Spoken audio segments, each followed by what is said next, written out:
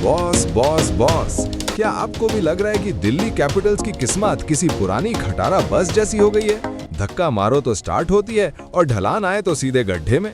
कल शुक्रवार की रात लखनऊ के एकाना स्टेडियम में जो हुआ, उसे देखकर तो यही लग रहा है कि दिल्ली वालों ने जीत से नाता तोड़कर रायता फैलाने का कॉन्ट्रैक्ट ले लिया है। जी हाँ क्रिकेट प्रेमियों, कल लखनऊ सुपर जायंट्स और दिल्ली कैपिटल्स के बीच जो मुकाबला हुआ, उसमें लखनऊ के नवाबों ने दिल्ली के इन लौंडों को ऐसी घुट्टी पिलाई कि ऋषभ पंत भी सोच रहे होंगे कि भाई इससे अच्छा तो मैं अपनी पुरानी रील्स ही एडिट कर लेता।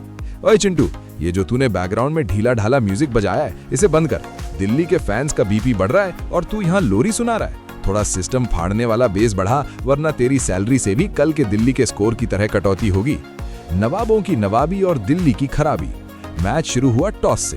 केएल राहुल ने टॉस जीतकर पहले बैटिंग क्या चुनी कि दिल्ली के बॉलर्स की ऐसी कतई जहर कुटाई हुई कि भाई साहब बॉल खुद बाउंड्री के बाहर जाकर छुप रही थी।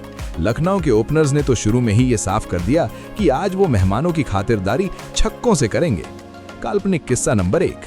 जरा सोचिए, अगर कल दिल्ली का बॉलर बॉल फेंकने से पहले बैट्समैन से कहता कि भाई देख, पड़ोस में मेरी शादी की बात चल रही है, अगर तूने मुझे छक्का मारा तो रिश्ता टूट जाएगा, तो शायद बैट्समैन थोड़ा रहम खा लेता। लेकिन नहीं, लखनऊ वाले तो कल अमरीश पुरी के मूड में थे। जा दिल्ली जा, जी ले अपनी हार की जिंदगी। निकोलस पूरन का पावर शो। अब बात करते हैं उस बंदे की जिसने कल दिल्ली के बॉलर्स का सिस्टम हैंग कर दिया। Nicholas Pooran. भाई ये बंदा जब बैट घुमाता है तो ऐसा लगता है जैसे तूफान आने वाला हो। पूरन के छक्के स्टेडियम की छत से टकराकर मंगल ग्रह के चक्कर लगा रहे थे। दिल्ली के बॉलर्स की हालत ऐसी थी जैसे एग्जाम हॉल में बिना पढ़े बैठा कोई बैक बेंचर, बस एक दूसरे का मुंह देख रहे थे कि भाई अब कौन सी गेंद फेंकें। कसम से पूरन की बैटिंग देखकर दिल्ली के कोच पॉन्टिंग साहब के डगआउट में एक्सप्रेशंस ऐसे थे जैसे उन्होंने गलती से करेले का जूस पी लिया हो।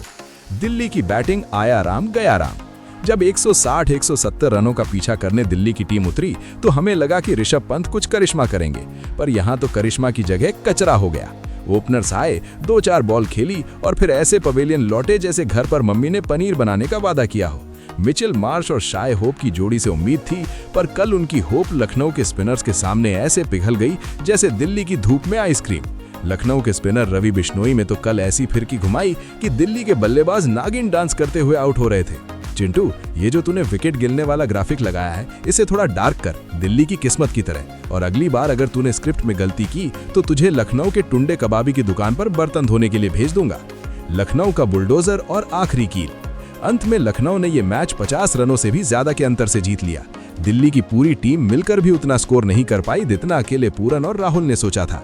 लखनऊ के फैंस झूम रहे हैं और दिल्ली वाले बस ये कह रहे हैं कि कोई बात नहीं भाई, अगला मैच तो शुक्रवार को नहीं है ना। काल्पनिक किस्सा नंबर 2।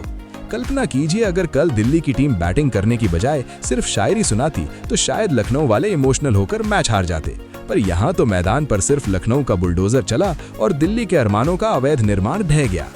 फाइनल वर्डिक्ट, एडिटर का रोस्ट।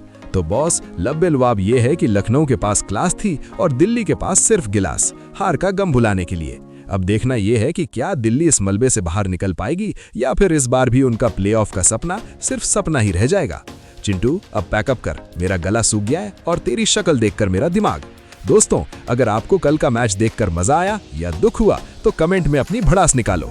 मिलते हैं अगले वीडियो में, जहां हम फिर से किसी नए टॉपिक पर। जय हिंद, जय क्रिकेट और बॉस, मजे लेते रहो।